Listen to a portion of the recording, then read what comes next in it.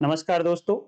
डायन डिक्लेरेशन की अगली सीरीज में हम लोग आज देखेंगे कि डायन डिक्लेरेशन को कौन रिकॉर्ड कर सकता है, उसकी एविडेंसरी प्रोबेटिव वैल्यू क्या होगी, उससे रिलेटेड केस लॉज क्या हैं, किस तरीके से इसको रिकॉर्ड किया जाना चाहिए, कितने दिन के अंदर अंदर ये स्टेटमेंट दे दिया गया था, किसके सामने दिया गया, किसने रिकॉर्ड किया तो उसकी वैल्यू क्या होगी, किसने रिकॉर्ड किया तो उसकी वैल्यू क्या होगी।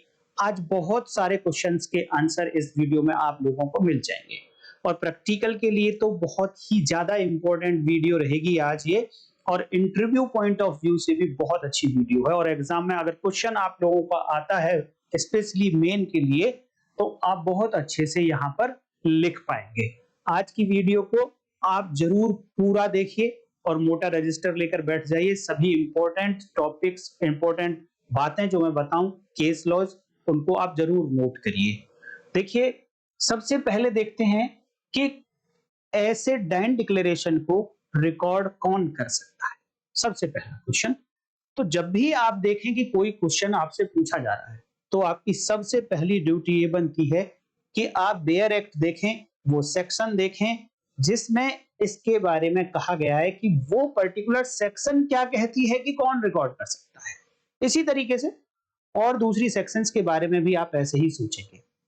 तो सबसे पहली हमारी ड्यूटी बनती है कि वो सेक्शन 26 भारतीय साक्ष्य अधिनियम या सेक्शन 32 इंडियन एविडेंस एक्ट क्या कहती है कि कौन रिकॉर्ड कर सकता है। तो वहां को जब आप पढ़ेंगे तो वहां कुछ भी ऐसा मेंशन नहीं किया गया कि इसको कौन रिकॉर्ड कर सकता है। अर्थात ये एक ओपन छोड़ दिया है लेजिस्लेचर ने कि इसको कौन रिकॉर्ड कर सकता है। तो अब ये रूल ऑफ प्रूडेंस होगा, रूल ऑफ कॉशन होगा, प्रिकॉशन होगा कि ये देखा जाए कि भाई कौन रिकॉर्ड कर सकता है। पहली बात तो ये तय हो गई कि कोई भी पर्सन डायन डिक्लेरेशन को रिकॉर्ड कर सकता है क्योंकि सेक्शन में कहीं भी किसी व्यक्ति को प्रोहिबिट नहीं किया गया कि ये पर्सन रिकॉर्ड नहीं करेगा या ये भी नहीं लिखा गया कि ये पर्सन डायन डिक्लेरेशन को रिकॉर्ड करेगा। अब इस बात को समझने के लिए कि कौन कौन रिकॉर्ड कर सकते हैं, उससे पहले हम आपको यह बताना चाहेंगे कि सिचुएशन क्या क्या हो सकती हैं जब कोई डायन डिक्लेरेशन रिकॉर्ड हो सकता है। क्या क्या सिचुएशन हो सकती हैं। हम एफआईआर को थोड़ा बेस लेकर चलेंगे दोस्तों, सेंटर बनाएंगे कि एक ये एफआईआर ऑफ रजिस्ट्रेशन हुआ, एक केस रजिस्टर हुआ तो उससे आगे पीछे at the time of FIR, इसको हम बेस लेकर चल रहे हैं। देन देखेंगे, पहले स्टेज देख लेते हैं कि कब कब कोई डायन डिक्लेरेशन रिकॉर्ड हो सकता है। तो सबसे पहली बात, बिफोर रजिस्ट्रेशन ऑफ एफआईआर भी डायन डिक्लेरेशन रिकॉर्ड हो सकता है। आफ्टर रजिस्ट्रेशन ऑफ एफआईआर भी डायन डिक्लेरेशन रिकॉर्ड हो सकता है। And during the process of registration of FIR भी डायन डिक्लेरेशन हो सकता है। दोस्तों, एक इंफॉर्मेशन आप लोगों के लिए कि इस चैनल पर अब वीडियो पब्लिकेशन के 24 घंटे के अंदर अंदर हर कोई देख सकता है, लेकिन एक बार पब्लिश हो गई वीडियो और 24 घंटे निकल गए तो फिर केवल और केवल मेंबर्स ही इस वीडियो को देख पाएंगे। और उसके लिए, मेंबर बनने के लिए आपको चैनल को ज्वाइन करना पड़ेगा। नीचे ज्वाइन बटन आपको दिखाई दे रहा होगा, टच करिए, प्रोसीड करिए और ज्वाइन कर जाइए। देखिए, कोई भी रिकॉर्ड कर सकता है। इसके लिए एक आप चाहें तो केस लॉ लिख सकते हैं। कांची वर्सेज स्टेट 1995 का केस है, सप्लीमेंट्री 4 एससीसी 118। इसमें यही कहा गया, DD for dying declaration may be recorded by any person. बस कंडीशन एक है कि the declarant must be in senses. जब वो व्यक्ति अपना स्टेटमेंट दे रहा था तब उसके जो सेंसेस थी, इंद्रियां थी, वो प्रॉपर काम कर रही थी, वो कॉन्शियस था, वो समझ सकता था बातों को और समझने के बाद आंसर भी रेशनल दे सकता था। और क्या क्या बातें अटैच होंगी साथ में, धीरे धीरे वीडियो बढ़ेगी तो बहुत सारी बातें आप लोगों के साथ आती चली जाएंगी। अब बात करते हैं कि ये जो स्टेजेस हमने देखी, एफआईआर से पहले, एफआईआर के दौरान, एफआईआर के बाद, इन सभी स्टेजेस पर कौन कौन व्यक्ति हो सकते हैं। प्रैक्टिकली हम देखना चाहें कौन कौन व्यक्ति हो सकते हैं जो एक डायन डिक्लेरेशन को रिकॉर्ड कर सकते हैं। तो सबसे पहले देखते हैं कि बिफोर एंड आफ्टर रजिस्ट्रेशन। मैंने अभी ड्यूरिंग वाले को थोड़ी देर के लिए छोड़ दिया है। पहले देखेंगे कि पहले एफआईआर रजिस्टर होने से पहले और एफआईआर रजिस्टर होने के बाद कोई भी person, any person may record the dying declaration. कहीं कोई ये बिल्कुल कंपल्सन नहीं है कि एक पर्टिकुलर पर्सन ही डाइंग डिक्लेरेशन को रिकॉर्ड करे, कोई भी रिकॉर्ड कर सकता है। उसमें फ्रेंड हो सकते हैं, रिलेटिव हो सकते हैं, police officer, doctors, what ever may be, एक अनजान पर्सन भी, स्ट्रेंजर भी हो सकता है, वो भी डाइंग डिक्लेरेशन रिकॉर्ड कर सकता है।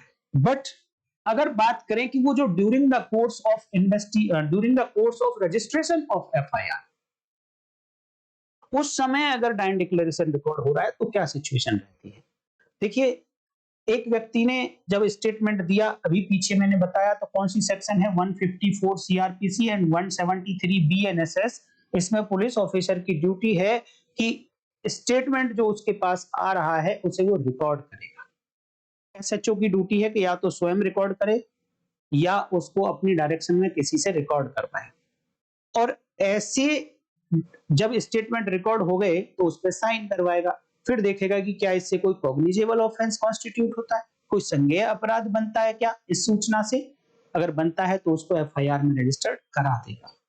अर्थात एफआईआर भी डाइंग डिक्लेरेशन हो सकती है। एफआईआर भी डाइंग डिक्लेरेशन हो सकती है। एफआईआर कराने के बाद विक्टिम मर गया और वो सारी बातें जो कोई एक स्टेटमेंट को डाइंग डिक्लेरेशन बनाती हैं, वो सारी बातें इस एफआईआर में थी, तो ये एफआईआर भी डाइंग डिक्लेरेशन हो गई। और कौन रिकॉर्ड कराएगा उसको, कोई भी पुलिस ऑफिसर, या तो वो एसएचओ हो या एसएचओ की डायरेक्शन पर कर सकता हो। तो मैंने एक लिस्ट बनाने की कोशिश की है दोस्तों, जिससे कि आपको कंटेंट मिल जाए कि आप लिख सकें आंसर में कि कौन कौन पर्सन हो सकते हैं। बिफोर एंड आफ्टर, देखिए ड्यूरिंग कौन हो गया, during the course of registration of FIR कौन पर्सन हुआ जो डाइंग डिक्लेरेशन रिकॉर्ड कर रहा है, वो है केवल और केवल पुलिस ऑफिसर। क्यों? क्योंकि रजिस्ट्रेशन के लिए जो स्टेटमेंट दिया जाएगा वो चाहे राइटिंग में हो चाहे वो ओरल हो, वो पुलिस ऑफिसर को ही दिया जाएगा। इसलिए उस समय तो केवल और केवल एक ही पर्सन होगा और वो होगा एसएचओ, या तो स्वयं या एसएचओ की डायरेक्शन जो पुलिस ऑफिसर स्टेटमेंट रिकॉर्ड कर रहा है वो।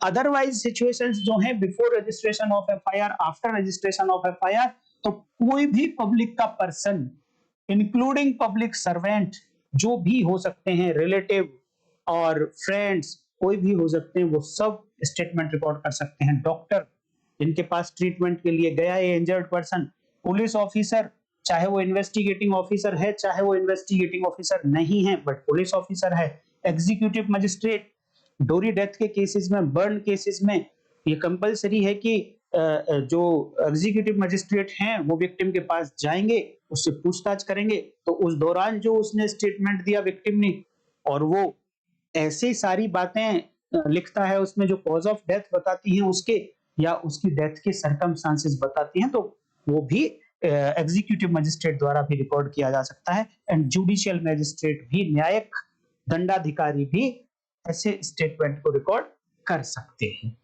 अब बात करते हैं कि क्या स्वयं जो डिसीज्ड है, जो मर गया है, क्या वो भी अपने स्टेटमेंट को स्वयं रिकॉर्ड कर सकता था?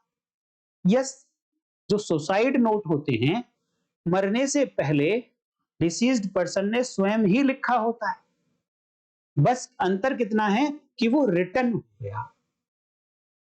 जो पर्सन है मर गया, अपना एक स्टेटमेंट लिखकर, चाहे वो प्रॉपर वे में लिखा उसने, चाहे दीवार पर लिखा चाहे पेन से और कागज पर लिखा, वो रिटन स्टेटमेंट अगर उसके बाद मर गया व्यक्ति और उस स्टेटमेंट में डाइंग डिक्लेरेशन के सारे इंग्रेडिएंट पूरे थे, तो भी कहा जा सकता है कि वो डाइंग डिक्लेरेशन है और स्वयं उस डिसीज्ड पर्सन ने डिक्लेरेंट में खुद लिखा है। ओनली एफआईआर के टाइम पर तो हमने आपको बता ही दिया कि भैया आप ये जो 173 सी बीएनएसएस, 154 सीआरपीसी हो गया। बट अब आता है during the course of investigation. After FIR investigation शुरू हो गया, अब इन्वेस्टिगेशन चल रहा है, तो during the course of investigation कौन कौन स्टेटमेंट रिकॉर्ड कर सकते हैं? सभी लोग कर सकते हैं, अगेन सभी लोग कर सकते हैं, बट एक स्पेशल पर्सन है जो, एक तो अगर मैं बात करूं पुलिस ऑफिसर की, तो इन्वेस्टिगेटिंग ऑफिसर होगा during the course of investigation. Investigating officer होगा वो सीआरपीसी की सेक्शन 161 सीआरपीसी या भारतीय नागरिक सुरक्षा संहिता की 180 इसमें स्टेटमेंट रिकॉर्ड कर सकता है और वो डाइन डिक्लेरेशन की कैटेगरी में आ सकता है। जुडिशियल मैजिस्ट्रेट उसी विक्टिम को जब इन्वेस्टिगेशन चल रहा है, अगर वो विक्टिम अगर वो विक्टिम कोर्ट जाने लायक है तो पुलिस ऑफिसर मैजिस्ट्रेट के सामने प्रोड्यूस करेगा और रिक्वेस्ट करेगा कि इनका एक स्टेटमेंट रिकॉर्ड कर लीजिए, और उस स्टेटमेंट अगर डाइन डिक्लेरेशन के सारे इंग्रेडिएंट आ जाते हैं तो वो कहा जाएगा कि during the course of investigation judicial magistrate साहब ने रिकॉर्ड किया है। क्यों मैंने जुडिशियल मैजिस्ट्रेट साहब बोला है? 164 का मतलब 183 बीएनएसएस जब आप पढ़ेंगे तो वहां पर वर्ड यूज हुआ है during the course of investigation. ये जो दो सेक्शन देख रहे हैं 164 सीआरपीसी करस्पॉन्डिंग टू 183 बीएनएसएस, ये केवल और केवल during the course of investigation he applicable होती है, और वो मैजिस्ट्रेट साहब होते हैं, वो जुडिशियल मैजिस्ट्रेट होते हैं। और इन्वेस्टिगेटिंग ऑफिसर यानी एफआईआर अगर रजिस्टर हो गई, इन्वेस्टिगेशन शुरू हो गया है, तो ये स्पेशल सेक्शंस मैंने बताई, सेक्शन के आधार पर डिसाइड किया जा सकता है कि कौन रिकॉर्ड कर सकता है। तो अगर कौन रिकॉर्ड कर सकता है, इस बात को अब मैं कंक्लूड करूं तो कोई भी पर्सन डाइन डिक्लेरेशन रिकॉर्ड कर सकता है। कैसे करेगा वो मैं वीडियो के लास्ट में बताऊंगा। किन किन प्रिकॉशंस को रखेगा, किन किन बातों को ध्यान में रखेगा स्टेटमेंट रिकॉर्ड करते समय, वो मैं वीडियो के लास्ट में बताऊंगा। बट अब बात करते हैं कि किसी ने भी रिकॉर्ड किया, जब ये स्टेटमेंट कोर्ट के सामने पहुंचा तो अब इसकी प्रोबेटिव वैल्यू क्या होगी, इसकी एविडेंसरी वैल्यू क्या होगी, साक्ष्य के रूप में इसका कितना मूल्य होगा, कितना वजन होगा। प्रोबेटिव वैल्यू का मतलब दोस्तों ये होता है कि कोई एक एविडेंस है, और एविडेंस की मैं बात कर रहा हूं तो वो कोई स्टेटमेंट हो सकता है, कोई डॉक्यूमेंट हो सकता है, और वो स्टेटमेंट या वो डॉक्यूमेंट या तो रेलेवेंट फैक्ट से रिलेटेड होगा या फिर फैक्ट इन इशू से रिलेटेड होगा। तो ये जो एविडेंस आई, ये स्टेटमेंट आया रिटन में या फिर ओरल, इसके साथ में कितनी वेटेज अटैच करी गई है, इसको कितनी वेटेज दें कि अकेले इस स्टेटमेंट ने 100% एक्यूज को कन्विक्ट प्रूव कर दिया है क्या? ऐसा मान सकते हैं क्या? या फिर 100% नहीं मान सकते भैया, 50-50 है कि ये स्टेटमेंट प्रूव कर पा रहा है कि हो सकता है एक एक्यूज भी, मतलब ऑफेंडर भी हो, इसने ऑफेंस किया हो, गिल्टी हो, या फिर ये नहीं हो।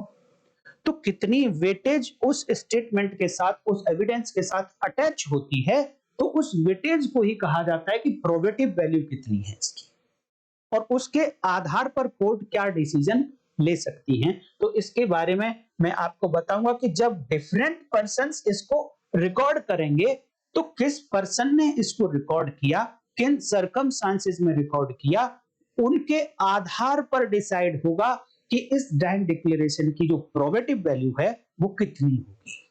उसके आधार पर सजा दी जा सकती है, या उसको कोरोबोरेशन के लिए दूसरी एविडेंस मांगी जा सकती है, या इसको बिल्कुल माना ही नहीं जाएगा। इसके आधार पर डिसाइड होगा कि वो किसने रिकॉर्ड किया, किन सर्कमस्टांसेस में रिकॉर्ड किया है।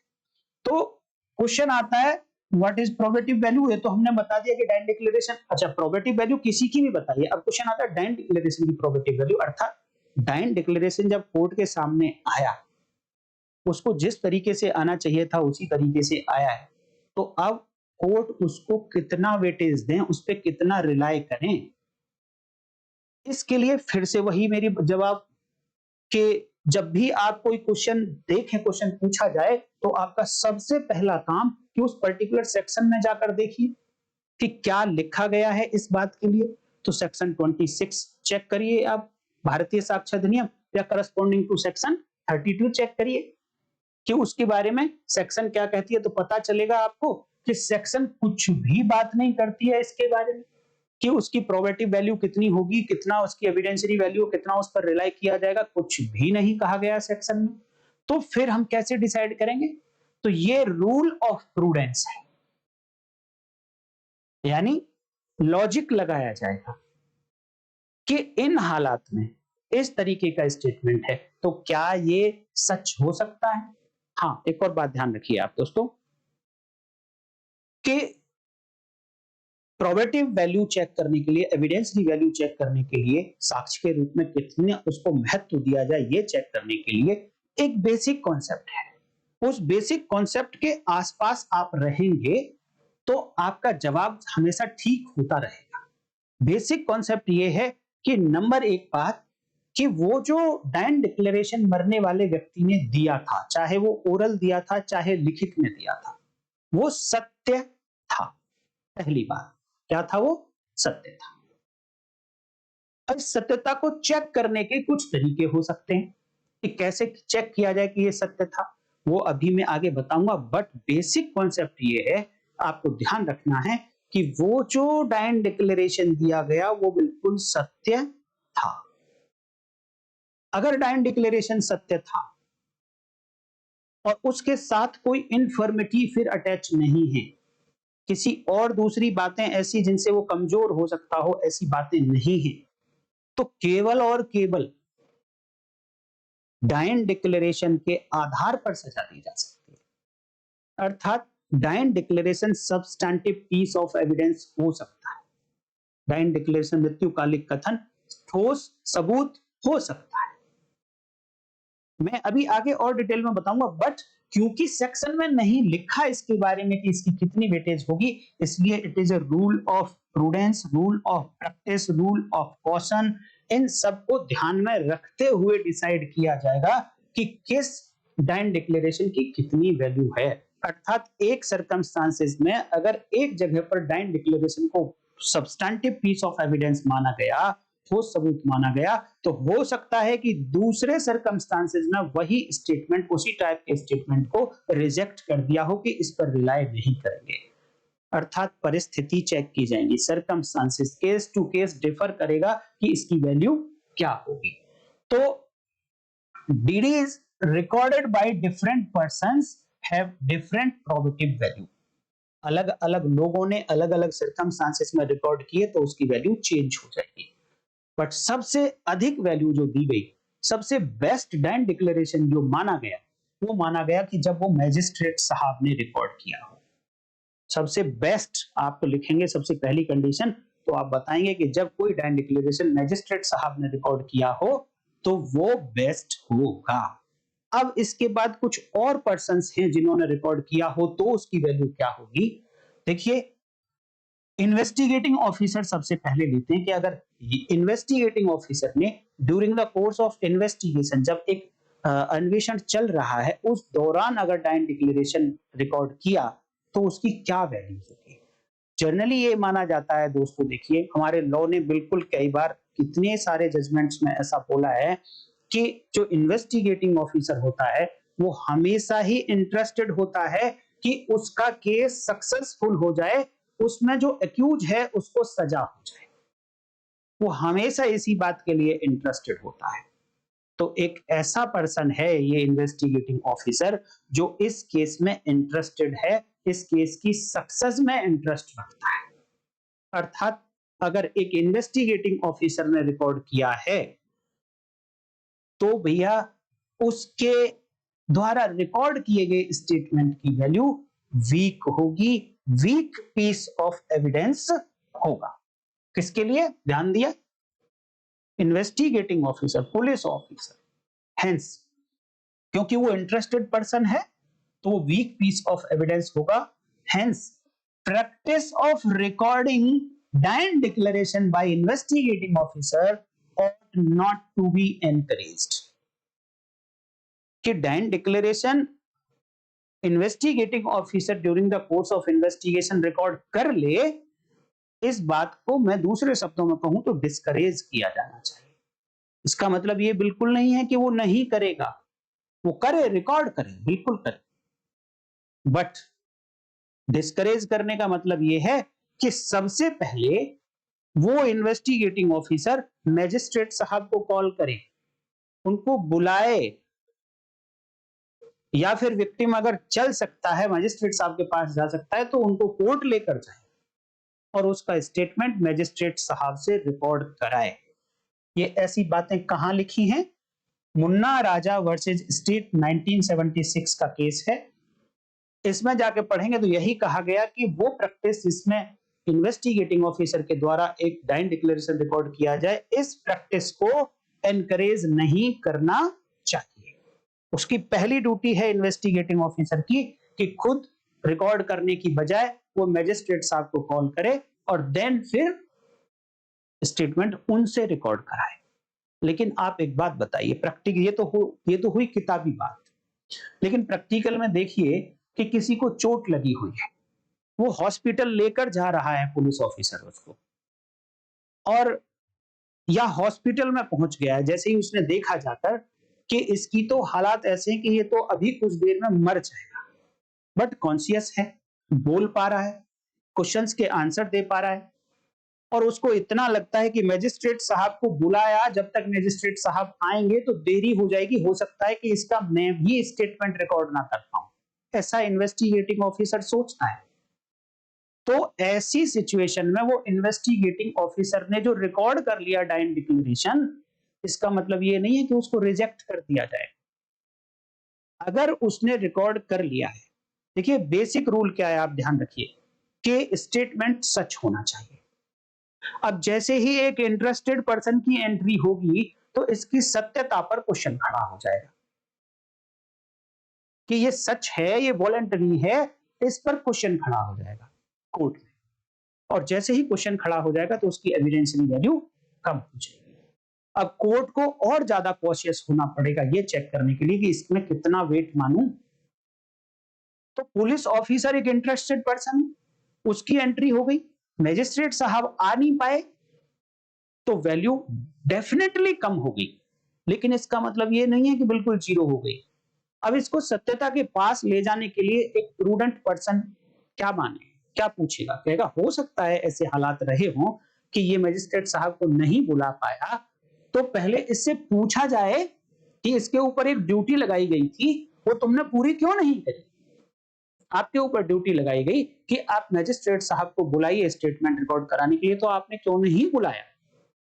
अगर वो police officer investigating officer explain कर देता है तो फिर इस बात का एक्सेप्शन होगा कि मैजिस्ट्रेट साहब ही रिकॉर्ड करेंगे, ऐसा नहीं है, फिर पुलिस ऑफिसर भी रिकॉर्ड, बट उसको एक्सप्लेन करना पड़ेगा कि वो कौन सी कंडीशंस थी जिनके कारण उसने मैजिस्ट्रेट साहब को नहीं बुलाया। तो बताता है if the declarant is in such condition there is no other option left to the investigating officer. उसने सब बातें एक्सप्लेन कर दी, बता दिया कि जब मैं हॉस्पिटल पहुंचा तो इसकी हालात बहुत कमजोर थे और ऐसा मुझे लग रहा था कि मैंने अगर मैजिस्ट्रेट साहब को बुलाया तो देरी हो जाएगी और ये मर जाएगा, तो इसलिए मैंने इसका स्टेटमेंट रिकॉर्ड कर लिया। हाउएवर मैंने मैजिस्ट्रेट साहब को इन्फॉर्म कर दिया था, यही बात है कि आप साहब जल्दी से जल्दी आ जाइए, लेकिन मुझे लगने लगा कि मैं भी रिकॉर्ड कर लेता हूं इस स्टेटमेंट को, मैजिस्ट्रेट साहब आ गए तो वो भी कर लेंगे, अगर नहीं आ पाए तो मेरा स्टेटमेंट तो डाइंड डिक्लेरेशन होगा।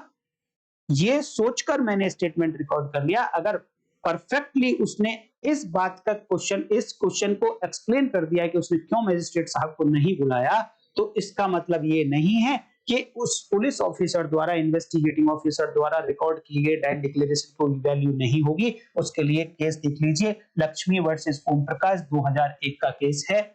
इसमें कहा गया कि अगर एक्सप्लेन कर दिया गया है इन्वेस्टिगेटिंग ऑफिसर के द्वारा तो डाइंड डिक्लेरेशन रिलाई किया जा सकता है।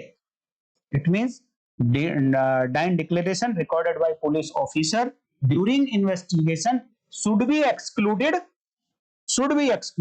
वो पिछली वाली बात से, क्योंकि ये रिलायबल पर्सन नहीं है, इंटरेस्टेड पर्सन है, अनलेस कंडीशन लगाइए। देखिए लॉ को पूरा पढ़ना है, अगर आपने केवल यहीं तक पढ़कर छोड़ दिया तो इसका मतलब तो ये हुआ कि टोटली एक्सक्लूड कर दिया है पुलिस ऑफिसर को दिए गए स्टेटमेंट को, आप उसे पढ़ ही नहीं सकते।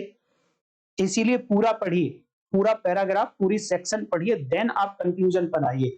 फिर कहा है कि unless it is explained as to why a magistrate और doctor did not record it.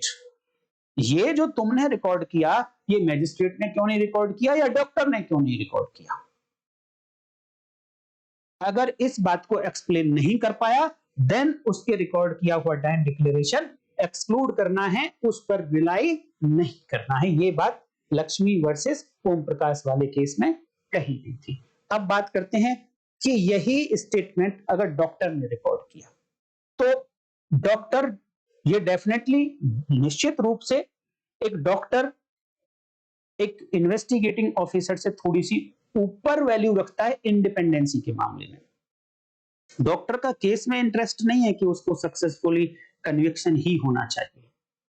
तो इसलिए अगर स्टेटमेंट मैजिस्ट्रेट ने रिकॉर्ड किया तो सबसे ज्यादा वैल्यू, अगर डॉक्टर ने रिकॉर्ड किया तो उससे थोड़ी कम वैल्यू, अगर पुलिस ऑफिसर ने रिकॉर्ड किया तो उससे भी कम वैल्यू।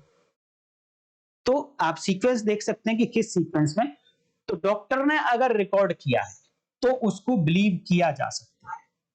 हाँ, डॉक्टर को भी एक्सप्लेन करना पड़ेगा कि उसने मैजिस्ट्रेट साहब को क्यों नहीं बुलाया था, एक्सप्लेन उसको भी करना पड़ेगा। क्यों?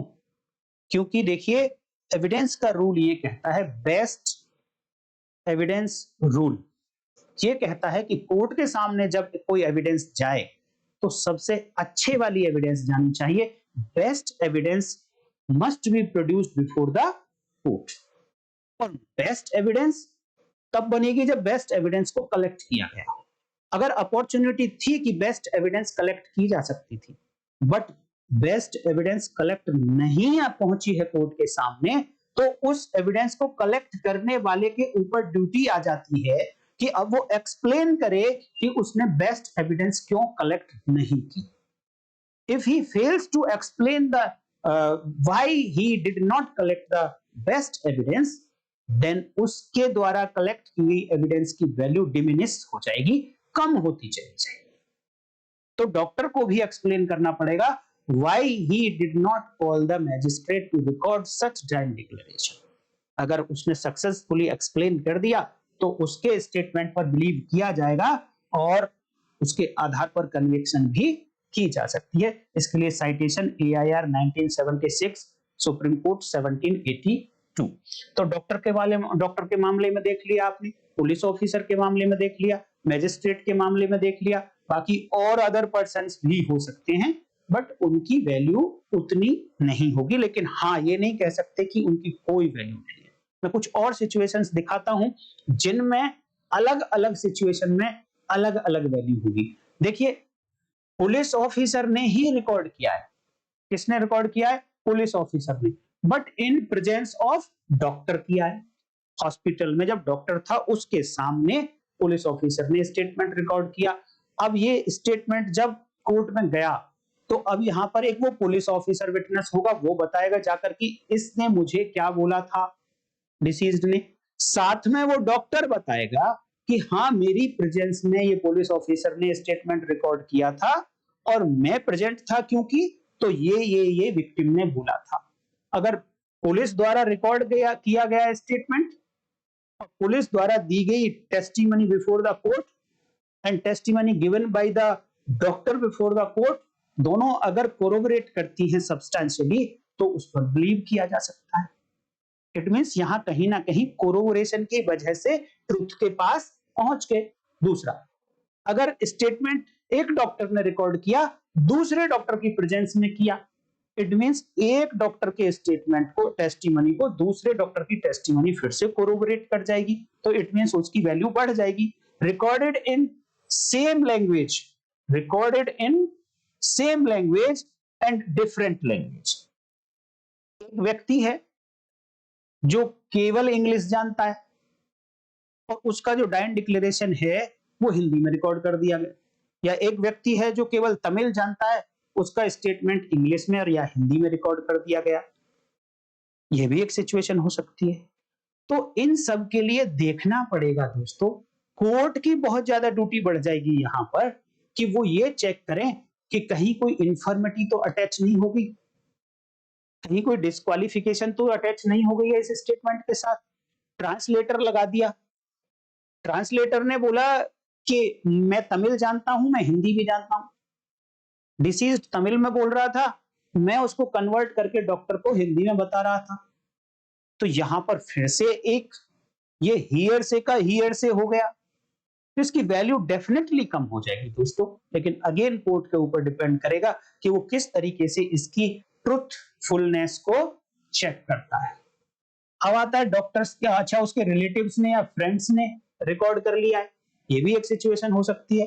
या ये हो सकता है कि वो ओरली है केवल, ये लिखा ही नहीं गया कभी भी, क्योंकि एक व्यक्ति जो हॉस्पिटल लेके जा रहा है इंजर्ड को, उस समय उसने अपना डाइन डिक्लेरेशन दिया इंजर्ड ने। अब वो पेन लेकर आएगा कहीं से या कागज लेकर आएगा, नहीं है उसके पास, तो वो ओरल ही रह जाएगा डाइन डिक्लेरेशन। तो क्या ओरल की वैल्यू नहीं होगी? बिल्कुल होगी। अगेन कोर्ट को ये चेक करना पड़ेगा कि वो जो ओरल स्टेटमेंट आ रही है उसके सामने वो कितनी रिलायबल है। और भी बहुत सारी बातें चेक करनी पड़ेंगी। ट्रुथ तो चेक करना ही है डाइन डिक्लेरेशन का, वॉलंटरीनेस भी चेक करनी पड़ेगी, और ये कहीं ट्यूटर्ड तो नहीं है ये भी चेक करना पड़ेगा, और बहुत सारी बातें होंगी। मेंटल स्टेटस जो सबसे पहले मैंने बताई थी कि जब व्यक्ति ने अपना डाइन डिक्लेरेशन दिया तो उस समय वो सेंसेस में था, कॉन्शियस था, सुन सकता था, समझ सकता था, जवाब दे सकता था, रेशनल जवाब, तो ये होना चाहिए। देन उसके बाद कुछ और एक सिचुएशन हो सकती है कि सिग्नेचर हो पाए या नहीं हो पाए, थंब इंप्रेशन ले पाए या नहीं ले पाए। व्यक्ति पढ़ने वाला है, पढ़ा लिखा व्यक्ति है, उसने थंब इंप्रेशन लगा दिए।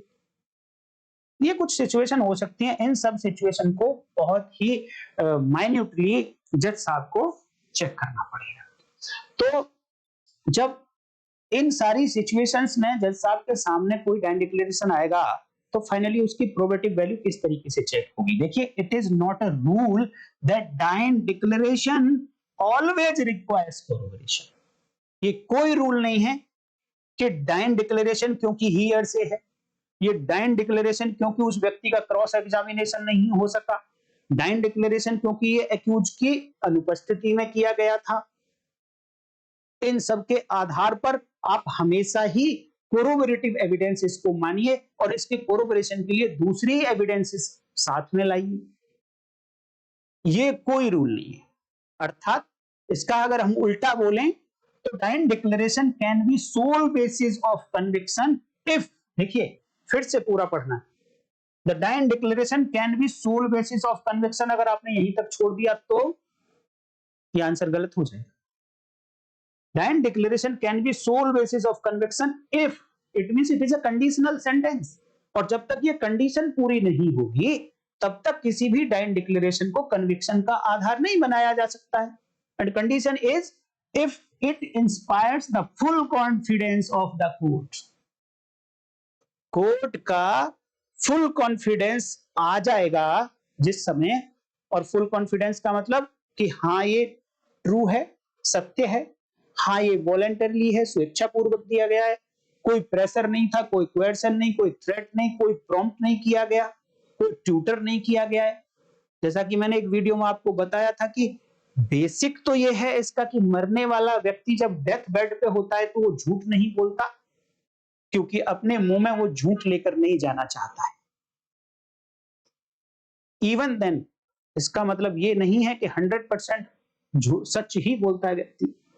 डोरी डेथ के केसेस में जब कई बार पत्नी ने सुसाइड कर लिया या पत्नी कोई टॉर्चर नहीं हो रहा है पति और उसके घर वालों की तरफ से, इवन वो खुद ही परेशान है, अपने ही किसी कारण से उसने सुसाइड कर लिया और हॉस्पिटल में एडमिट है, और जब उसके पिताजी, भाई, माताजी मिलने आए तो उन्होंने कहा कि नहीं तू अपने हस्बैंड के खिलाफ स्टेटमेंट दे, हम तुझे तभी सपोर्ट करेंगे।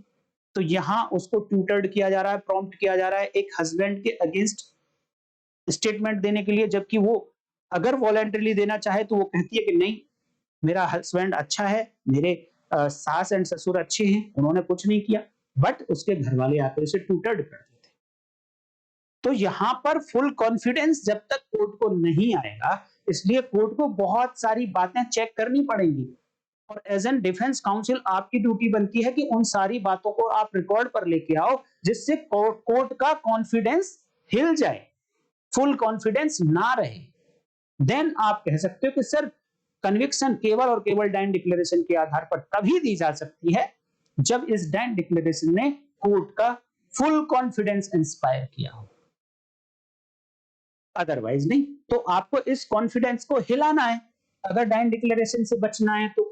और दूसरी बात, when court arrives the conclusion that the Diane declaration was true and voluntary, it can be basis of conviction without further corroboration।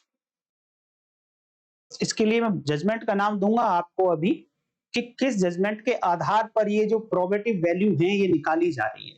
आपको क्वेश्चन अगर आए कि इसकी प्रोबेटिव वैल्यू क्या है तो आप सबसे पहले वो सेंटेंस लिख सकते हैं। ये जो पीछे आप स्क्रीनशॉट लेते रहिए, साथ के साथ मैं इसलिए साइड में होकर पढ़ा रहा हूं कि अगर कोर्ट इस कंक्लूजन पर पहुंच गया कि ये डाइन डिक्लेरेशन तो सत्य है, वॉलंटरी है, अपनी स्वेच्छा से दिया गया है, देन अब किसी कोरोबोरेशन की आवश्यकता नहीं है। अगर कोरोबोरेशन आ जाता है तो बहुत अच्छा, लेकिन केवल और केवल यही एविडेंस है तो भी इसके आधार पर सजा दी जा सकती है।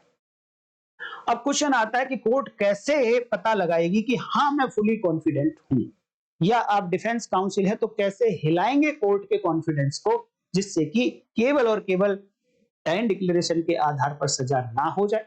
और अगर कोर्ट ने देख लिया कि yes it inspires my full confidence तो वो सजा कर सके। तो कैसे पता लगाएंगे कि इन्होंने फुल कॉन्फिडेंस कोर्ट को इंस्पायर कर दिया है? तो court should testify that the declarant was in fit state of mind at the time of making statement। पहली कंडीशन, जो कंडीशन जज साहब को कॉन्फिडेंस क्रिएट करेंगी वही कंडीशन आपके लिए क्रॉस के लिए क्वेश्चन देती है, डिफेंस काउंसिल के लिए क्रॉस के लिए क्वेश्चन देती है। यही बातें पुलिस के लिए एविडेंस कलेक्ट करने के लिए एक पॉइंट देती है। सबसे पहला काम जज साहब को जो चेक करना है कि वो जो स्टेटमेंट आया, डाइन डिक्लेरेशन जिसको कहा जा रहा है, ये चेक करना है कि जिस समय डाइन डिक्लेरेशन दिया गया तो क्या व्यक्ति जिसका ये डाइन डिक्लेरेशन है वो फिट स्टेट ऑफ माइंड में था, उसकी जो मानसिक स्थिति थी वो ठीक थी। ठीक थी का मतलब कि वो उसकी सेंसेस काम कर रही थी, वो बातों को समझ पा रहा था, वो बोल पा रहा था क्या? अगर हाँ तो फिर पहला पॉइंट पूरा हो गया कि एक बात पूरी हो गई है, अभी आगे और भी बातें आएंगी और जब सारी बातें पूरी हो जाएंगी देन कहेंगे कि कोर्ट का फुल कॉन्फिडेंस अब इंस्पायर हो चुका है। पहली बात कि फिट स्टेट ऑफ माइंड होनी चाहिए। तो एक बात तो देखनी है पॉजिटिव कि क्या ये थी, और दूसरी बातें देखनी है कि क्या चीजें नहीं थी। इट मींस कुछ नेगेटिव बातें भी वहां से रूल आउट करनी है। It means it was not result of tutoring, it was not result of prompting, it was not result of imagination। कभी कभी क्या है, इमेजिनेशन में क्या होता है कि एक हस्बैंड टॉर्चर तो कर रहा है, अब पत्नी को लगा, जब उसने मान लो कोई सुसाइड कर लिया, हॉस्पिटल में है, सामने पति भी खड़ा है, अब डॉक्टर ने पूछा कि भाई क्या हुआ, तो उसको लग रहा है कि मैं तो अब मरने वाली हूं, तो वो कहती है कि मुझे इस आदमी ने मारा है। एक्चुअल में वो ये कहना चाह रही है कि मैं इस आदमी के कारण मरी हूं या मरने जा रही हूं। कभी कभी देखा होगा आपने, कहने के तरीके होते हैं, आदमी का जो ढंग होता है बात करने का सबका अलग अलग होता है, तो कई बार वो कह सकती है पत्नी मुझे तो इस आदमी ने मार दिया, तो ये तो डायरेक्ट एविडेंस हो गई, डायरेक्ट कॉज ऑफ डेथ के कारण बता दिए। जबकि अगर वो ये कहती कि हाँ इन्होंने मुझे टॉर्चर किया था तो ये एक सरकमस्टांस होता, तो दूसरा पार्ट आता वो डाइन डिक्लेरेशन का।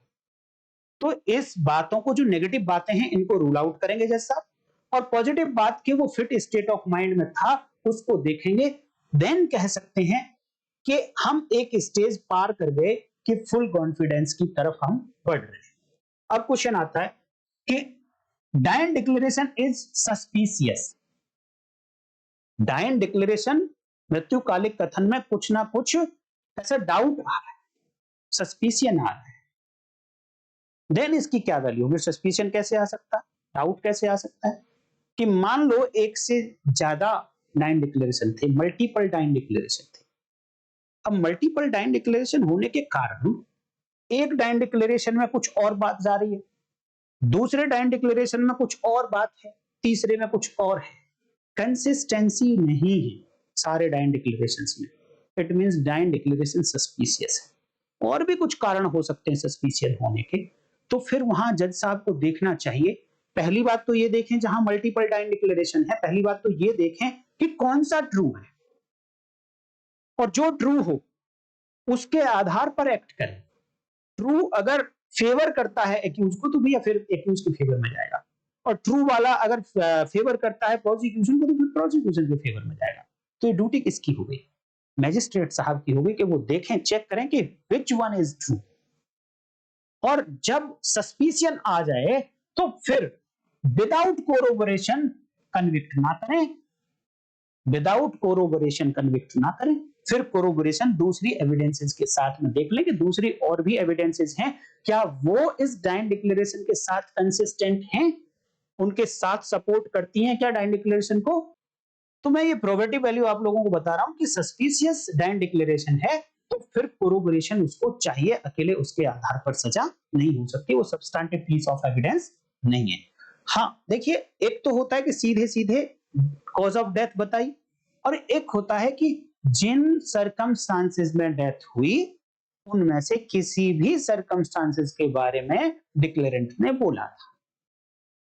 अगर मान लो सारी की सारी सरकमस्टांसेस उसने बता दी थी अपने डाइन डिक्लेरेशन में, तो और साथ में ध्यान देना, क्योंकि ये सरकमस्टांशियल एविडेंस हुई थी, और सरकमस्टांशियल एविडेंस के मामले में केस को किस तरीके से प्रूव और डिसप्रूव किया जाता है कि सरकमस्टांसेस एविडेंसेस जितने भी हैं सभी की सभी एक दूसरे से क्लोजली कनेक्टेड होनी चाहिए।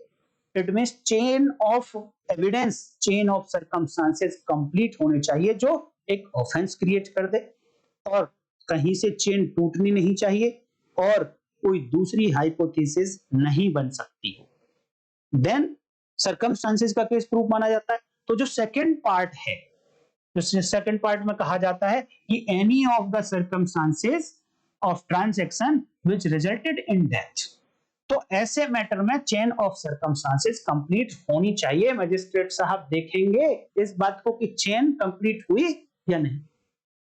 तो इतनी सारी बातें जो प्रोबेटिव वैल्यू आप लोगों को मैंने बताई, ये एक जजमेंट आप पढ़िए, Atbir Singh versus government of NCT of Delhi 2010 का केस है। यहां पर ये सारी बातें probative value of dying declaration discuss करी गई, तो उनको आप ये जजमेंट के साथ आप लिख सकते हैं। तो अब हम देखते हैं दोस्तों कि कुछ और टेस्ट देखते हैं जिनके आधार पर मैजिस्ट्रेट साहब, जज साहब को डिसाइड कर सकते हैं कि हाँ ये ट्रुथफुल था, डाइन डिक्लेरेशन सत्य था, वॉलंटरी था। तो पहली बात देखिए, the court must reach to the conclusion that the dying declaration was truthful, trustworthy, and कितनी बातों पर पहुंचना है, टेस्ट है पहला कि कोर्ट को पहले तो इन बातों पर पहुंचना है। इन बातों पर पहुंचने के लिए बहुत सारी बातें तो पीछे हो गई, अभी कुछ और बातें बता रहा हूं। पहली बात तो कोर्ट को इस कंक्लूजन पर पहुंचना है कि dying declaration was truthful, trustworthy, and plus was without any pressure, coercion, threat और थ्रेट प्रॉम्प्टिंग। इस तरीके की बातें नहीं होनी चाहिए कि किसी ने जबरदस्ती ऐसा ही कहलवा दिया है उससे। That is it was voluntary. सीधी सीधी बात करें कि वो स्वेच्छया होना चाहिए। And the declarant was in fit state of mind at the time of making statement. अब बात करते हैं दोस्तों कि कितने दिन के अंदर अंदर, डेथ से कितने दिन पहले ये स्टेटमेंट दिया गया। That is called proximity rule, proximity of statement dying declaration with the day of death, कि इन दोनों के बीच में कितना डिफरेंस हो सकता है। तो इसका कोई set formula, straight jacket formula नहीं हो सकता कि इतने दिन पहले ही ये स्टेटमेंट आया हो, नहीं। एक जजमेंट है Sharda Birdi Chand Sharda versus state of Maharashtra, 1984 का जजमेंट है। इस जजमेंट में प्रॉक्सिमिटी के बारे में बात करी गई। अगर मान लो कहीं डाइन डिक्लेरेशन की बात होती है और प्रॉक्सिमिटी की बात होती है और नीचे कुछ जजमेंट दे दिए जाते हैं आपको, तो आपको ये जजमेंट को ही टिक करना है। शारदा विरदी चंद शारदा, स्टेट ऑफ महाराष्ट्र, 1984। मैं देखिए दोस्तों 8 बजे शाम को आपको वीडियो मिल जाती है और इससे कनेक्टेड जो क्वेश्चंस बनते हैं वो सुबह मैं आप लोगों को पोस्ट के थ्रू देता हूं, तो आप उन क्वेश्चंस को जाकर जरूर अटेम्प्ट कीजिए, आपका एक रिवीजन हो जाता है, कॉन्फिडेंस भी डेवलप हो जाता है। तो इस जजमेंट में क्या डिसाइड किया माननीय कोर्ट ने कि मान लो एक लेडी है, उसका पति उसको टॉर्चर करता है, पति के रिलेटिव टॉर्चर करते हैं और टॉर्चर के बारे में लेटर अपने फैमिली मेंबर्स को, ये अपनी माताजी को, पिताजी को, भाई को भेजती रहती है और सपोज 2 साल बाद जाकर इसने सुसाइड किया, 2 साल बाद। अब उन लेटर्स में जो बातें लिखी थी वो उन सरकमस्टांसेस में से कुछ सरकमस्टांसेस हैं जिन सरकमस्टांसेस में इस लेडी की डेथ हुई। इस लेडी का मर्डर नहीं लिखा है वहां, रिजल्टेड इन डेथ, मृत्यु होनी चाहिए। जिन परिस्थितियों में मृत्यु हुई उनमें से कुछ परिस्थितियों के बारे में स्टेटमेंट था। कितने दिन पहले था? माने सुप्रीम कोर्ट ने यह कहा कि यहां पर जो चाहे वो 2 साल पहले, 1 साल पहले, जितना भी टाइम पहले हो, बट वो ऐसे सरकमस्टांसेस बताते हैं उसमें कि जो क्लोजली उस डेथ से कनेक्टेड हैं। डेथ उन सरकमस्टांसेस में डेथ हुई है, देन फिर ये कुछ नहीं देखा जाएगा कि ये 2 साल पहले लिखा गया था या 4 साल पहले लिखा गया था या 2 दिन पहले लिखा गया था। तो ये केस प्रॉक्सिमिटी के नाम से आप याद कर सकते हैं। अब बात करता हूं लास्ट में हाउ टू रिकॉर्ड डाइंड डिक्लेरेशन, क्योंकि जब आप देखिए या तो आप इन्वेस्टिगेटिंग ऑफिसर हैं तो भी आपको पता होना चाहिए कि डाइंड डिक्लेरेशन कैसे रिकॉर्ड होगा, या आप डिफेंस काउंसिल हैं तब भी आपको पता होना चाहिए कि डाइंड डिक्लेरेशन कैसे रिकॉर्ड होगा, क्योंकि अगर उस तरीके से रिकॉर्ड नहीं किया गया तभी तो आप उसमें इन्फर्मिटी अटैच करेंगे, तभी तो उन पॉइंट्स पर आप क्रॉस करेंगे इन्वेस्टिगेटिंग ऑफिसर को या जिस पर्सन ने स्टेटमेंट रिकॉर्ड किया है उसको, और तभी इसकी प्रोबेटिव वैल्यू को आप डाउन कर पाएंगे। और पहले सब्सटेंटिव पीस ऑफ एविडेंस से आप कोरोबोरेटिव में लाएंगे और कोरोबोरेटिव में से फिर आप उस पोर्शन में ले आएंगे कि आप तो इसको रिजेक्ट कर दो जी, क्योंकि इसकी तो कोई वैल्यू बची ही नहीं। तो किस तरीके से इसको रिकॉर्ड किया जाएगा? तो सबसे पहली बात तो कि ये ओरल होगा या इन राइटिंग होगा, तो preferably it should be in writing. अगर पॉसिबल है लिखा जाना तो लिखा हुआ होना चाहिए। It should be written after fitness certificate of doctor, अगर पॉसिबल है। अगेन देखिए कोई ये स्ट्रिक्ट जैकेट फॉर्मूला नहीं है, बट जब जब ये बातें होंगी एक डाइंड डिक्लेरेशन के साथ तो उसकी प्रोबेटिव वैल्यू बढ़ जाएगी, वो सब्सटेंटिव पीस ऑफ एविडेंस की तरफ बढ़ता चला जाएगा और एक स्ट्रॉन्ग पीस ऑफ एविडेंस की तरफ बढ़ता चला जाएगा, वीक नहीं रहेगा अगर ये पॉइंट्स उसमें अटैच होते चले जाएंगे। तो प्रेफरेबली अगर पॉसिबल है तो डॉक्टर का सर्टिफिकेट एक होना चाहिए, और वो सर्टिफिकेट कब? स्टेटमेंट रिकॉर्ड से पहले। और उस फिटनेस में ये होना चाहिए, लिखा होना चाहिए डॉक्टर की तरफ से कि the patient is fit for statement, patient is fit for examination, patient is fit state of mind. इस तरीके का एक सर्टिफिकेट डॉक्टर की तरफ से होना चाहिए। और देखिए डॉक्टर ने अभी एक स्टेटमेंट दिया, अभी फिट स्टेट ऑफ माइंड है, पर्सन इंजर्ड है हॉस्पिटल में, पुलिस ऑफिसर ने एग्जामिन करना शुरू किया, मजिस्ट्रेट ने एग्जामिन करना शुरू किया, बीच में उसकी स्थिति बिगड़ गई, अब स्टेटमेंट पूरा नहीं हो पाया, इनकम्प्लीट स्टेटमेंट रह गया। तो क्या जब स्टेटमेंट क्लोज हुआ as a rule of prudence, as a rule of practice, as a rule of एक जो कॉमन लॉजिक का व्यक्ति है, क्या वो ये नहीं सोचेगा कि एक फिटनेस का स्टेटमेंट पूरा होने के बाद भी होना चाहिए? ये कॉमन सेंस है। इन सबसे आप अपने क्रॉस के क्वेश्चंस क्रिएट कर सकते हो। कि आप डॉक्टर साहब से पूछ सकते हो कि आपने जब एग्जामिनेशन का फिटनेस फिटनेस का सर्टिफिकेट दिया, तब आपने देखा था कि वो ठीक था पर्सन? अरे हाँ जी, मैंने देखा था, ठीक था। कितनी देर तक एग्जामिनेशन चला? तो कहता है जी मैं तो नहीं था, मैंने तो स्टेटमेंट देके चला गया था अपने दूसरे मरीज देखने के लिए। यहाँ तो मैजिस्ट्रेट साहब रिकॉर्ड कर रहे थे या पुलिस ऑफिसर रिकॉर्ड कर रहे थे। फिर जब स्टेटमेंट पूरा हो गया तो क्या आप उस समय थे? वो कहता है नहीं जी मैं तो नहीं था। तो क्या आपने स्टेटमेंट पूरा होने के बाद पुलिस ऑफिसर ने या मैजिस्ट्रेट ने फिटनेस का सर्टिफिकेट मांगा? बोला जी नहीं मांगा। तो अब आप इस बात को कैसे प्रूव करेगा प्रोसिक्यूशन कि जब से स्टेटमेंट शुरू हुआ और जब तक स्टेटमेंट दिया गया तब तक फिट स्टेट ऑफ माइंड में था वो व्यक्ति?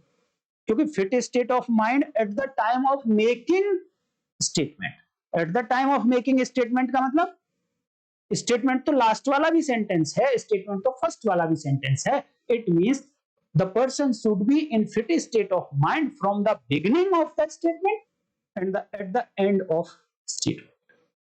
और दोनों जगह की फिटनेस प्रूव करनी पड़ेगी। और जब एक जगह की फिटनेस को सर्टिफिकेट से प्रूव किया जा रहा है तो दूसरे स्टेज की फिटनेस को सर्टिफिकेट से क्यों नहीं? ये आपके इस तरीके के आर्गुमेंट हो सकते हैं। कुल मिलाकर आपको इतनी सारी बातें पता होंगी तो आप क्रॉस का क्वेश्चन पूछ सकते हैं एंड आर्गुमेंट में अपनी आर्गुमेंट कर सकते हैं। तो पहली बात कि वो राइटिंग में होना चाहिए प्रेफरेबली। इसके लिए क्या पूछेंगे आप कि जी आपके पास टाइम था कि इसको लिखा जा सकता था? अरे हाँ जी था, पर आपने लिखा नहीं? अरे हाँ जी मैंने तो नहीं लिखा। तो आपने डाउट क्रिएट कर दिया। अगली बात देखिए, it should be recorded in question and answer form. Best तरीका है किसी भी स्टेटमेंट को रिकॉर्ड करने का, चाहे वो मैजिस्ट्रेट साहब रिकॉर्ड कर रहे हैं, चाहे डॉक्टर रिकॉर्ड कर रहे हैं, चाहे कोई और पर्सन है, चाहे पुलिस ऑफिसर है, क्वेश्चन एंड आंसर फॉर्म में होना चाहिए। और क्वेश्चन एंड आंसर फॉर्म में होने से कई बार क्या होगा कि मान लो डॉक्टर साहब का सर्टिफिकेट नहीं, मैंने कहा कि हर हालत में नहीं चाहिए कि चाहिए ही चाहिए तभी आप उसको सब्सटैंटिव पीस ऑफ एविडेंस मानेंगे, नहीं, प्रेफरेबली होना चाहिए। अगर पॉसिबल था लिया जाना तो होना चाहिए, अगर नहीं लिया है तो आप उसको एक्सप्लेन करना पड़ेगा आपके आपने फिटनेस सर्टिफिकेट क्यों नहीं लिया। अगर एक्सप्लेन नहीं कर पाए या फाल्सली एक्सप्लेन किया तो उसकी वैल्यू डिमिनिश हो जाएगी, उसकी वैल्यू कम हो जाएगी। इसी तरीके से preferably question and answer form में किया जाना चाहिए, लेकिन अगर नहीं भी किया गया क्वेश्चन आंसर फॉर्म में तो इसका मतलब ये नहीं है कि उसकी वैल्यू बिल्कुल खत्म हो गई है, उसको पढ़ा नहीं जाएगा, बिल्कुल पढ़ा जाएगा। और ऐसा भी नहीं है कि बहुत डिटेल में होना चाहिए। अगर मान लो 2 लाइन में अगर सेंटेंस कंप्लीट है, वो डिक्लेरेशन पूरी है, तो फिर कंप्लीट है, वो उसकी भी उतनी ही वैल्यू है। बट जो एक फॉर्मेट दिया माननीय सुप्रीम कोर्ट ने, उन्होंने कहा है कि preferably question and answer form में होना चाहिए। क्वेश्चन एंड आंसर फॉर्म में होने का मतलब है कि आप इंजर्ड से पूछ सकते हैं कि भाई आपका क्या नाम है, वो लिख दिया, आपके पिताजी का नाम लिख दिया, पति का नाम, आपका एड्रेस, आपकी उम्र, आपका फोन नंबर, इन सब के लिखने से पता क्या चलेगा? मान लो सर्टिफिकेट नहीं था तो इन सब के आंसर से पता चलेगा जज साहब को कि जब इस पर्सन को पूछताछ शुरू की गई थी उस समय इस व्यक्ति का माइंड का जो स्टेटस था वो फिट था, वो सही था, कॉन्शियस था। इसका मतलब इसमें वैल्यू अटैच हो गई, प्रोबेटिव वैल्यू इसकी बढ़ गई। इसलिए क्वेश्चन आंसर फॉर्म में होना चाहिए। और बहुत सारी बातें क्या पूछ सकते हैं क्वेश्चन आंसर फॉर्म में, पूछा कि भाई आपके जो इंजरी लगी ये किसने मारी? उसने बता दिया मुझे ए ने मारी। किस वेपन से मारी? उसने बताया जी चाकू से मारी है। चाकू कौन से हाथ में था जी उसके? बता सकता है। जैसा कि कोर्ट में एग्जामिनेशन हो रहा उसी तरीके से देखिए, अगर आपके पास टाइम है तो आप प्रॉपर करेंगे, टाइम नहीं है तो फिर तो एक अलग बात है, उसको आप एक्सप्लेन कर दीजिए कोर्ट में कि टाइम नहीं था, हमने इसलिए ऐसा ऐसा किया और ऐसा ऐसा नहीं किया। तो ये जो क्वेश्चन होंगे क्वेश्चन आंसर फॉर्म में होना चाहिए। लास्ट में कि जब स्टेटमेंट कंप्लीट हो गया तो उस पर सिग्नेचर लिए जाए या थंब इंप्रेशन लेने चाहिए। कि मान लो अगर थंब इंप्रेशन नहीं लिए गए तो इसका मतलब ये नहीं है कि उसकी वैल्यू कम हो गई है, बट लेने चाहिए, प्रेफरेबली होना चाहिए। The recording person must satisfy himself that the declarant is making a conscious and voluntary statement with normal understanding. जो पर्सन रिकॉर्ड कर रहा है उसकी भी कुछ ड्यूटी बनती है कि वो चेक करे कि जब ये पर्सन, देखिए जब सामने किसी पर्सन से आप बात कर रहे होते हैं तो बात बातों में आप बहुत कुछ जान जाते हैं कि ये पर्सन बिल्कुल सच बोल रहा है या किसी के प्रेशर में बोल रहा है। जितना आप कर सकते हैं वो रिकॉर्डर को, जो रिकॉर्डिंग कर रहा है, चाहे डॉक्टर है, पुलिस ऑफिसर है, चाहे मजिस्ट्रेट है, उनको ये देखना पड़ेगा कि वो कॉन्शियस है क्या जब वो जवाब दे रहा है। ऐसा तो नहीं कि आपने क्वेश्चन पूछा और वो थोड़ी देर में आंखें बंद करी और फिर उसके बाद जगह और फिर जवाब दिया उसने। ये बातें ध्यान देनी पड़ेंगी जो स्टेटमेंट रिकॉर्ड कर रहा है, तो वो ये चेक करने के लिए कि उसकी अंडरस्टैंडिंग नॉर्मल है, वॉलेंटरी है और वो कॉन्शियसली स्टेटमेंट दे रहा है। It should be recorded in absence of relative but in presence of independent witness. देखिए ये सेंटेंस मैंने अपने एक्सपीरियंस से ऐड किया है। ऐसा नहीं है कि ये बिल्कुल ऐसा ही होना चाहिए कि रिलेटिव्स वहां होने ही नहीं चाहिए। मैंने इसलिए किया है कि अगर आप ट्रूथफुलनेस को बढ़ाना चाहते हैं स्टेटमेंट की, तो आपको रूल आउट करना पड़ेगा कि it is not tutored, it is not prompted, इसको धमकाया नहीं गया, इसको कोई प्रेशराइज नहीं किया गया। इस बात को रूल आउट करने के लिए तो देखिए प्रेशराइज करेगा कौन? जो इंटरेस्टेड पर्सन होगा। ट्यूटर करेगा कौन? जो इंटरेस्टेड पर्सन होगा। और रिलेटिव हमेशा ही इंटरेस्टेड पर्सन होते हैं। तो कोशिश ये की जाए कि मैजिस्ट्रेट साहब अगर रिकॉर्ड कर रहे हैं, डॉक्टर साहब रिकॉर्ड कर रहे हैं, तो रिलेटिव्स को कहते हैं कि आप प्लीज बाहर चले जाइए, देन उसका स्टेटमेंट रिकॉर्ड करें। और देखिए कभी कभी देखते हम आ रहे हैं कि भाई कोरोबोरेशन होना चाहिए कि एक डॉक्टर ने रिकॉर्ड किया दूसरे डॉक्टर की प्रेजेंस में, एक पुलिस ऑफिसर ने रिकॉर्ड किया दूसरे डॉक्टर की प्रेजेंस में, इट मींस वहां पर एक इंडिपेंडेंट विटनेस है। तो अगर एक डॉक्टर स्टेटमेंट रिकॉर्ड कर रहा है तो इंडिपेंडेंट विटनेस अगर पॉसिबल है रख पाना तो रख लिया जाए। इससे क्या होगा? प्रोबेटिव वैल्यू बढ़ेगी। और अगर ऐसा नहीं किया तो डिफेंस काउंसिल आप हैं तो आपके लिए क्रॉस का क्वेश्चन बन गया और आप इसको आर्गुमेंट के टाइम पे एक्सप्लेन कर सकते हो अगर क्रॉस में आपने प्रॉपर क्वेश्चन पूछा है तो। अब देखिए आगे, to check the reliability of dying declaration the recording person must ask some questions.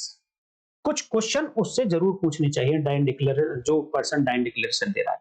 क्या क्या? देखिए बड़े इंपॉर्टेंट बात बताने जा रहा हूं दोस्तों अब मैं। अगर आप डिफेंस काउंसिल हैं तो आपके लिए तो बहुत ही इंपॉर्टेंट है। आप इंटरव्यू के लिए फिर ये बातें सीख जाएंगे।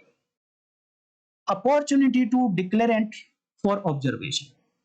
ये जो पर्सन रिकॉर्ड कर रहा है वो पूछे उस व्यक्ति से कि आपके पास कितनी अपॉर्चुनिटी थी कि आप वो जो असाइलेंट है जिस पर्सन ने आपके ऊपर अटैक किया आप उसे देख सकते थे। सपोज कि एक व्यक्ति ने बाइक पर जाते हुए व्यक्ति को पीछे से टक्कर मार दी और क्योंकि बाइक पे था तो बाइक गिर गई नीचे, गिरी तो उसके सिर में भी चोट लगी। इतनी देर में पीछे वाली गाड़ी इस बाइक के इधर से निकल गई। अब वो डाइंड डिक्लेरेशन दे रहा है तो रिकॉर्ड करने वाले की ये ड्यूटी है कि वो चेक करे कि आप जब डाइंड डिक्लेरेशन देते हुए बता रहे हैं कि इस गाड़ी ने मेरे पीछे से टक्कर मारी और उसको ये पर्टिकुलर आदमी चला रहा था, तो आप कैसे ऑब्जर्व कर पाए? क्या आपके पास अपॉर्चुनिटी थी? जैसे ही चोट लगी तो क्या तभी आप खड़े हो गए थे?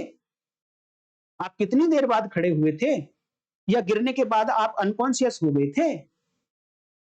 बहुत सारे क्वेश्चंस इस तरीके के पूछना चाहिए। वेदर कंडीशन कैसी थी? मान लो कि ओपन एरिया है, रात का समय है, लाइट वहां है नहीं, या फिर बारिश पड़ रही है, या कोहरा बहुत हो रखा है। तो अगर कोहरा बहुत ज्यादा है तो आप किस तरीके से उसको पहचान पा रहे हैं असाइलेंट को, वो बड़ा मुश्किल हो जाएगा। तो ये उसको अपॉर्चुनिटी पूछनी है कि भैया क्या आपके पास अपॉर्चुनिटी थी? ये सब बातें उससे पूछेंगे। और लाइट कंडीशन देखिए, सीन ऑफ क्राइम पर लाइट कितनी थी ये पूछना जरूरी है, क्योंकि लाइट है तो आप देख पाएंगे। ऑर्डिनरी वे में जो डिफेंस है उसके पास ये पॉसिबिलिटी नहीं होगी कहने की वहां लाइट ही नहीं थी तो ये तो झूठ बोल रहा है, देख ही नहीं सकता था। वेदर सी और ही बिकेम अनकॉन्शियस, जैसे ही चोट लगी, सपोज वो बाइक वाला गिरा, क्या वो अनकॉन्शियस हुआ था? अनकॉन्शियस हुआ था तो क्या उसको कितनी देर में फिर वो कॉन्शियस हुआ? अब जब वो अनकॉन्शियस हुआ था तो उसके बाद क्या उसकी मेमोरी ठीक है? उसको पिछली बातें याद आ रही हैं? ये सारी बातें हेल्प करेंगी आपको। ये आपके लिए कहीं ना कहीं डिफेंस के लिए, क्रॉस के लिए क्वेश्चन भी है। Few other questions may also be asked to check his or her memory. Memory कैसी थी? If declarant is not in position to speak but in full sense, बोलने की स्थिति में नहीं है। जैसे कि आर वर्सेस अब्दुल्ला वाले केस में दुलारी का मैटर था, दुलारी के गर्दन को काट दिया था ब्लेड से अब्दुल्ला ने, और जब इसको हॉस्पिटल ले जाया गया तो ये बोल नहीं पा रही थी बट सेंस में थी, सुन सकती थी, समझ सकती थी, हाथ से इशारे कर सकती थी। तो इसको नाम ड्रॉप कर करके पूछा गया क्या ये था, ये था, ये था, ये था, तो इसने अब्दुल्ला के नाम पर कह दिया यस ये था, हाथ से इशारा कर दिया। बट कब? Again was in full sense. Fit statement और फिट स्टेट ऑफ माइंड तो चेक करना ही पड़ेगा। तो जो स्टेटमेंट रिकॉर्ड किया गया with the help of science, gestures, notes, गर्दन हिलाकर हाथ से हाव भाव से जो स्टेटमेंट दिया गया, वो स्टेटमेंट भी डाइन डिक्लेरेशन की कैटेगरी में आएगा और उसको रिलाई किया जाए। तो दोस्तों मैं उम्मीद करता हूं कि आज की वीडियो में आपने बहुत कुछ सीखा होगा डाइन डिक्लेरेशन के प्रैक्टिकल एस्पेक्ट से रिलेटेड। अगर सचमुच में सीखा है तो जो सीखा है प्लीज कमेंट करके बताइए, वीडियो को लाइक कर दीजिए, हाइप करिए, और नेक्स्ट वीडियो में फिर मिलेंगे। तब तक देखते रहिए लीगल लैम्प। कल फिर मिलेंगे, तब तक नमस्कार, जय हिंद।